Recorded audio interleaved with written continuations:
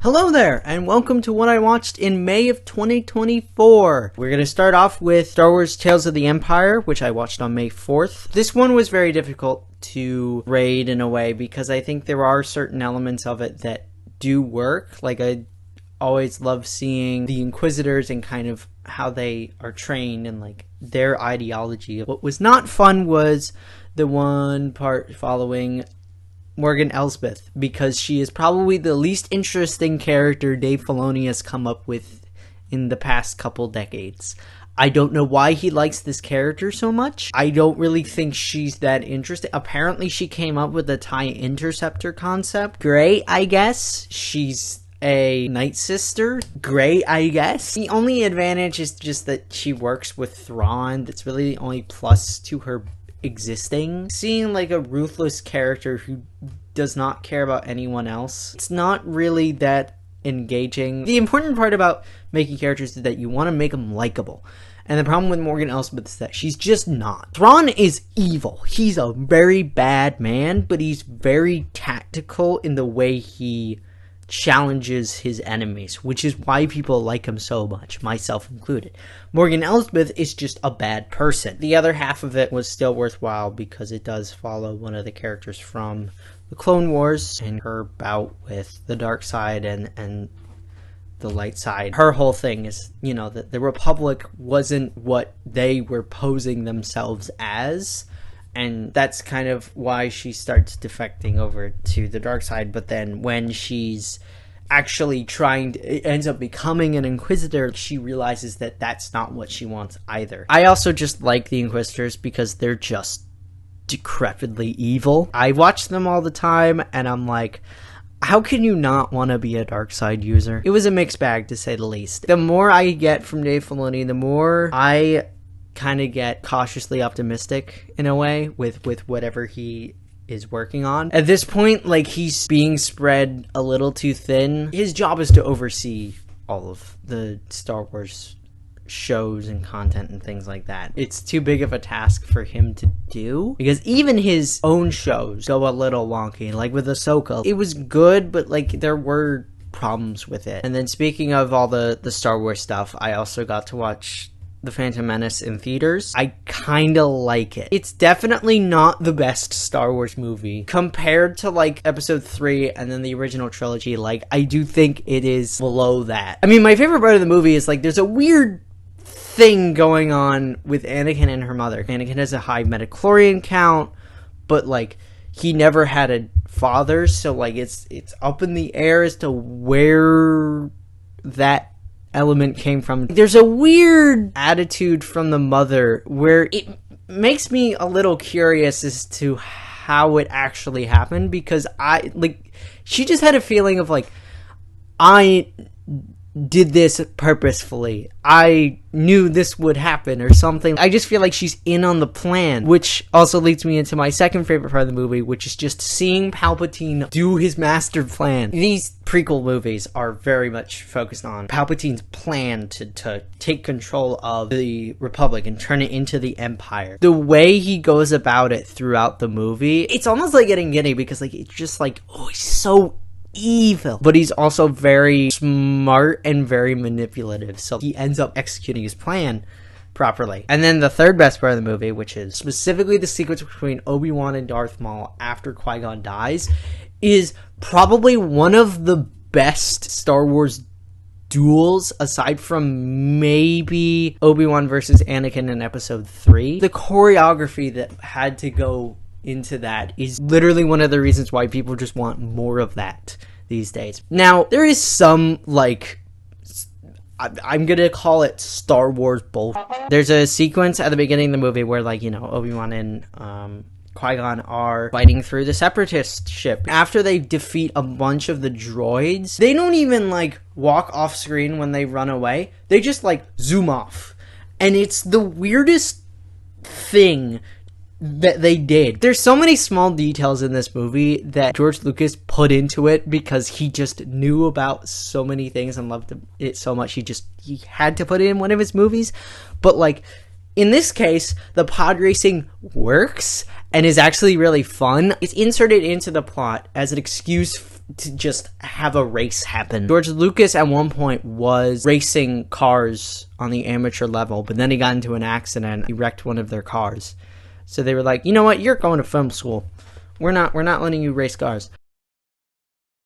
I definitely saw worth more than I think some people do in this movie, which is a good thing. That means I enjoyed the movie, which is how it should be, regardless of if I was a Star Wars fan as well. I'm glad I got to see that in theaters. That was a very cool moment. Oh, I need to mention this too. So I went to go see this at an AMC theater near me. It was probably one of the most annoying experiences I've had so far in a movie theater. We got there, and like usually they have a guy or girl like standing like in front of the movie theaters. Except when we got there, they then started doing that at like one of the cash registers. Except it wasn't at the ticket booth, you know, guest services or something like that. It was at the concession stand that you had to scan your ticket at, which did not make any sense, and they did not make it clear that that's what you have to do. And then we went into the theater, and usually what these theaters do is, you know, they put 2 emergency exit doors like on either side of the theater. This one had, instead of that, a double-sided door on one side, which meant that the entire movie screen, like the theater screen, was skewed to the right, which basically meant that the center seats were not center seats. We were able to move seats because there weren't actually that many people in the theater, and we were able to get better seats to watch, which was a good thing. But, you know, now I'm more reluctant to go to that theater just because that experience was not fun for me. But luckily, in my town, there's 2 AMC theaters, so like I just go to the one that I know is going to be a better experience. Almost a week after watching The Phantom Menace, I watched No Time to Die. My household, we are devout 007 fans. This one, I enjoyed it until the last 15 minutes of the movie. The ending just kind of fumbles, which stinks because I can't explain it because it's the end of the movie. There's a lot that it says about James Bond as a character. He has so many of these connections. It's a whole interesting thing with that dynamic and kind of like how it like pulls in ultimately the antagonist of the movie and kind of what ends up happening throughout the movie. Also, yes, Ana de Armas is in this movie. She's in it for like 10 minutes, but it's probably the best 10 minutes of the movie. Yeah, that whole sequence was very funny just because of the way that they wrote Ana de Armas's character and the way she plays that character. It's a bit of witty humor. I mean, it's a standard modern Bond affair. My favorite movie, at least of like the modern James Bond movies, is Skyfall. That's my kind of espionage movie. They've corrupted the system and now you gotta go and save it. Weirdly enough, that's probably why I also like The Winter Soldier. But this one, I guess Skyfall, Spectre, No Time to Die are like its own trilogy, and then there was Casino Royale and Quantum of Solace kind of like by themselves in a way. People don't really like Spectre. It's really drawn out, but this one I do think is better. Its story is just better told. Next up, though, we have The Fall Guy. The thing with this movie is that it is the quintessential summer blockbuster that nobody wanted to see because it's got all the right elements. It's got a really good cast, really dynamic cast as well, really good romance, it's got action, it's got comedy. Do I think it's a really good movie? Not really. I do think there are elements that could have been done better. It isn't something amazing or spectacular, but like it's still a good watch because it's still a fun movie to see. I mean, Ryan Gosling steals the show in this movie. That's the clearest thing, just because his energy and his chemistry with other characters, just the way he tackled the movie. It's such a modern Ryan Gosling movie because, I mean, he's come out and said that he doesn't want to do like the sad melodramatic movies anymore because, you know, he has children and he doesn't want to do those because those are mentally challenging as well. If these are the movies that he's gonna be making from now on, I really don't mind because he is still very fun in this movie. It's just no one went to go see it for some reason. I do not understand it for the life of me. However, that now does remind me about what makes this movie good, which is that it's very much an allegory for the attitude towards filmmaking. It's very much like, yeah, like, you are a stuntman, you are disposable. The producer wants to make money from your debut movie because that's why it's getting made. It says a lot about the industry at the current state of time, which I kind of admitted after watching it would go right over a lot of people's heads. Speaking of good movies, though, I then watched Raiders of the Lost Ark. So this is a very interesting situation with this movie because I have never sat and watched this movie all the way through. I knew about the point in the movie where Harrison Ford just shoots the Arab wielding his sword like crazy because, you know, he had food poisoning that day.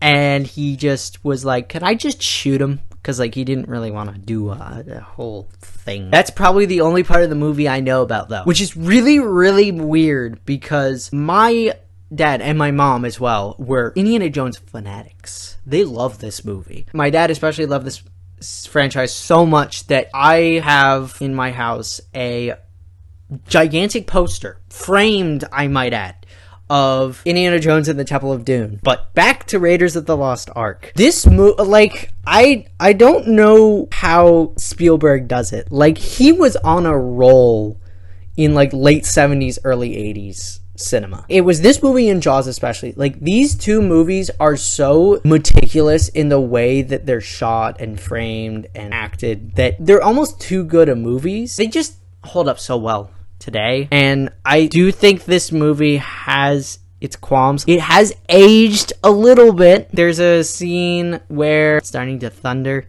That scene looks like it came from a movie from like the 1960s. But then it makes me wonder how they were able to do all that stuff back then because they didn't have CGI. So I don't know how they did background. But hands down, the best segment of this movie is the action sequence. The stuff Indiana Jones does in that sequence is just jaw-dropping. So much so that my jaw did drop at one point because there's a point where, like, Indiana Jones is holding on to one of the cars that he's trying to get onto. I don't know how this man, A, was not injured, and B, was even able to do it. But, like, a man was able to do that stunt and not be harmed, which is just crazy. And then there's also the part towards the end. They were opening the Ark of the Covenant, and let's just say there's a reason why the Egyptians hid that thing. Indiana Jones as well, just as a character, is a very enjoyable person to watch on screen. He's very grounded as well. He does not always have the best of luck, but he's able to get out of situations, which absolutely showcases his talents as a adventuring archaeologist. I think the other one too is that one of the antagonists, like, he's just a rival of Indiana Jones and is hired to get the same artifacts that Indiana Jones is looking for. He still cares about people's well-being and their lives. So when the Nazi man comes in and harms people, he's kind of resistant towards it because he thinks it's a little bit too far. It's just a really good movie, and I don't know how I haven't watched it up until now. Spielberg's just really good at making different kinds of movies, and, you know, all power to him because those movies win awards. They get nominated for awards. But that's going to be it for this one. Good amount of stuff during May, but see you next month.